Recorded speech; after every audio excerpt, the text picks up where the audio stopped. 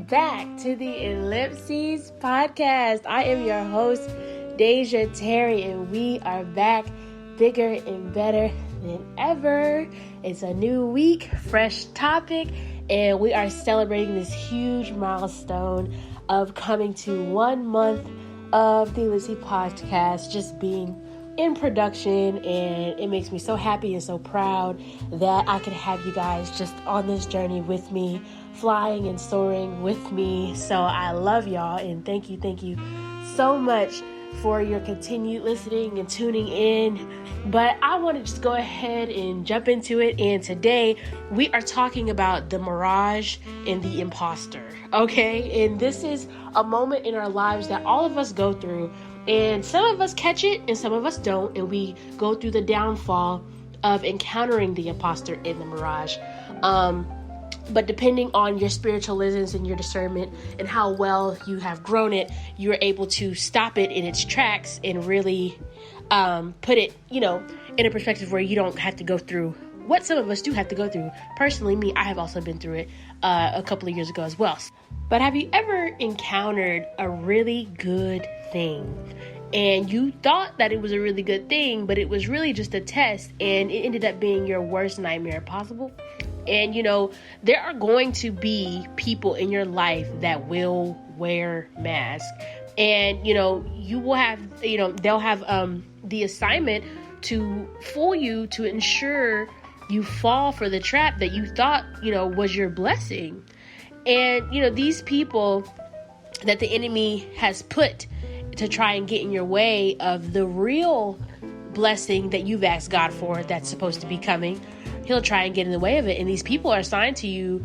They're ordered, to build scenes around you that look so good that you don't realize you're in a boat headed down a waterfall because you're so mesmerized by the trees in the garden that you see, but it's really all just a mirage. And, and to put it into reference, if you guys know the Beatles' Lucy in the Sky with Diamonds, is a perfect depiction spiritually of just everything that the imposter and the mirage could look like, if you've heard that song. But you really have to put on your lenses of discernment. Because in the kingdom, when you go out on the battlefield, you're going to have people who, they look like Michael B. Jordan and Lori Harvey. But, and you're like, oh my gosh, this is the woman of my dreams, the man in my dreams. This is the, the opportunity of my dreams. But really, it's out to kill your purpose, out to freeze your motion, confuse you and change your morals. And it doesn't just apply to people. It applies to your opportunities as well that, that God wants to also place in your hands. You have to remember that when you pray, all ears are listening. The enemy is listening as well. And sometimes we forget this. The enemy is listening as well. And he is plotting to ensure that he has counterfeits and counterparts to block your way and to deceive you into thinking this is exactly what you prayed for. And, when you pray for your spouse or you pray for that dream job, God is sending that opportunity in that person. And the devil is also sending that mirage of the opportunity that you prayed for and the mirage of the dream spouse. And ways that you'll know that it's the imposter or the opportunity, is a mirage is by, manipulation. For example, you have, an opportunity presented to you. And it has certain things that you've always wanted in this contract. It has, it's showing the numbers. It's showing how many stocks that you're going to receive. It's showing the number of vacation days you have. It's showing that you can work from home and make $500,000 a year. It's showing everything, but there are core things that are going against you morally that you have to sign that is embedded into this contract. And, and it looks amazing, but you have to make a decision on, do I want to sacrifice my morals for this opportunity? Oh, it's okay. And a lot of us jump in and say, oh, it's okay. It's okay. This is exactly what I wanted. I'm probably never going to get this opportunity again. That's how the enemy gets you. They say, I'm never going to get this opportunity again. It's never going to be presented to me again. So I have to go for it this time because things like this don't happen to me. That's what a lot of us think, that's what, and Or, you're in this position where you're presented with a potential spouse, and, that slowly starts to, influence to you to commit acts and do things that you stated that you would never do before you jumped into that relationship, before you started talking to that guy or that girl. And, and you start to twist because you go, oh my gosh, this guy or this girl is the best looking guy or girl I've ever had.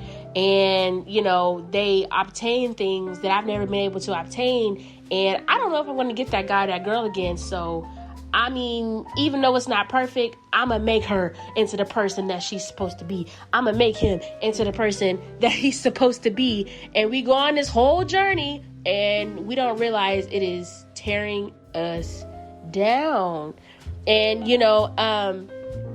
the enemy, when you start to do that, the enemy, you give him consent to now being able to enter one of the doors, that he didn't have access to before. And now you got whispers of temptation in your ear. You got whispers of doing things that you never thought you'd do in the opportunity that you've been given, that, that have to abide by your contract. You never thought you'd do these things, but because you went ahead and consented to, going against your morals and your beliefs to get what you've always wanted. Now, everything is coming back on you hard, and you slowly start, to change, and you pull away from God, and you don't understand why that's happening. You don't really see it because you're still going through it and you're still in the mirage. And, but everyone else around you does. And they're trying to warn you of, what's happening. And now you have these kaleidoscope eyes that you didn't have before. And your vision is blurred because you gave the enemy access to mess it up. You see what I'm saying? So in these situations, many of us don't see the damage to our spirits until the opportunity gets stripped from us from a bad contract, or the imposter spouse leaves out of the blue, or for unfortunate circumstances, and you're looking in the mirror at all the damage that you took in, and you're like, what the heck happened to my face? Why do I have bruises? Why do I have, just an analogy speaking, but, and, the house, the analogy of the house that you were building not only got knocked down, but the foundation is cracked because you began to walk away from the kingdom. And, some have to start from square one again and rebuild their foundation and rebuild their house. And yes, it takes longer. Yes, it takes more work. But, guess where God truly, truly has the glory? Because it might have been a mirage and he or she might have been an imposter, but God is always going to bring it back tenfold for his good back around to ensure that you jump 10 feet further than where you were, and where the plot sent you back to. And so, now your house, your stilts will be stronger because now you've learned, okay, I got to put it stronger. The enemy was able to get in. Obviously, I didn't build it right. Let me rebuild it and build it stronger. Your foundation is sturdier. It'll be thicker because it'll be harder to be cracked. You see what I'm saying? Your lenses of discernment will be clearer, even though you've hit bottom. But bottom sometimes can be the best thing for us. Even though we never want to go to the bottom, that's where God does the most beautiful work in us when we go through things like this.